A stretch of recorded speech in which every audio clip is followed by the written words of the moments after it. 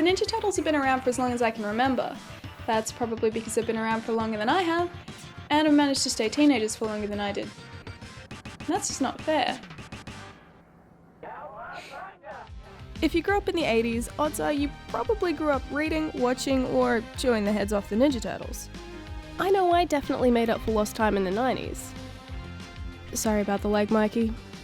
And whilst we've seen a whole bunch of cool Ninja Turtles games over the years, none quite seem to compare to Teenage Mutant Ninja Turtles 4: Turtles in Time.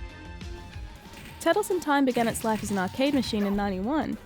After the success of the original Ninja Turtles machine in '89, it wasn't really a huge surprise when a sequel appeared at arcades a few years later. It shared the same engine as the first game, but managed to improve on a number of ideas introduced in the original. The controls were tighter, the music was frankly catchier, and even the graphics saw a noticeable step up. Turtles in Time quickly became Konami's best-selling arcade title, and it's not hard to see why. Promises of an authentic Turtles experience on home consoles had been made before. One of the resulting games had been pretty good, but the other was just downright terrible. Okay, if you completely ignored the fact it was meant to be a Turtles game, it wasn't too bad, but I mean, eyeball spiders? Butterfly sticks?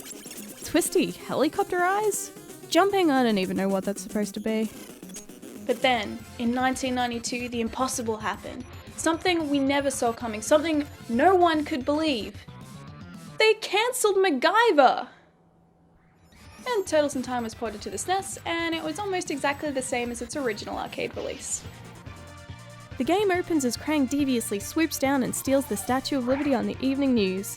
He is of course working in league with Shredder again, who quickly hijacks the broadcast and begins laughing in the face of our heroes.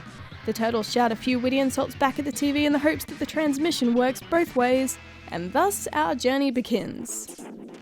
After a few initial stages pursuing Shredder to the Technodrome, the Turtles are sent back in time. They're forced to fight their way through history in the future to find a way back, hoping each time that their next leap will be the leap home.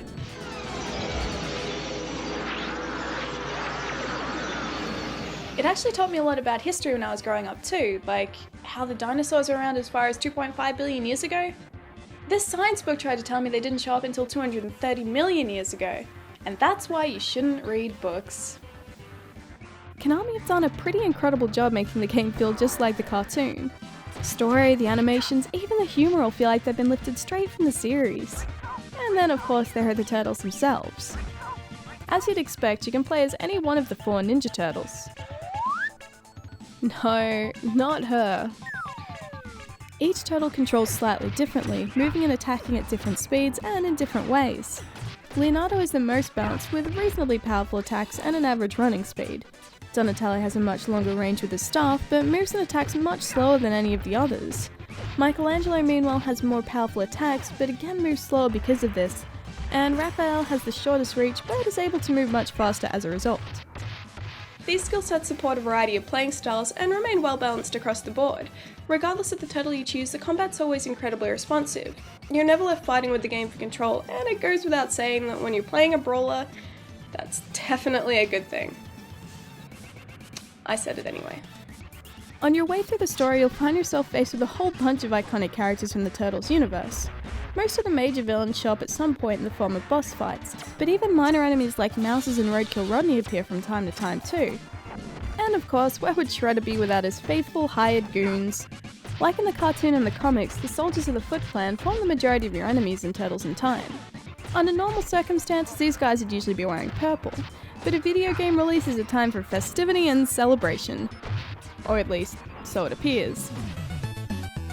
Instead of being in their traditional purple robes, the foot soldiers are colour-coded to correspond with their weapons and attacks.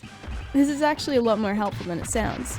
It more or less allows you to identify the types of enemies approaching you before they even get close.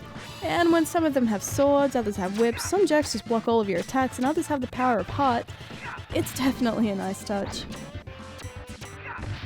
The boss fights are just as intuitive as well. Each boss follows a distinct and identifiable pattern, and while being challenging, never cross that fine line into becoming frustrating.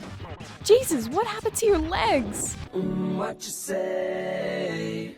That you only Turtles in Time is one of those games that just makes you want to smile. Every time I play it, I end up grinning like an idiot, but that's not just because I'm a Turtles fan. Konami have created an amazing game that's an absolute joy to play. So even if you've never liked the Ninja Turtles, even if you don't know who they are, you'll still have a lot of fun with this quirky side-scrolling brawler.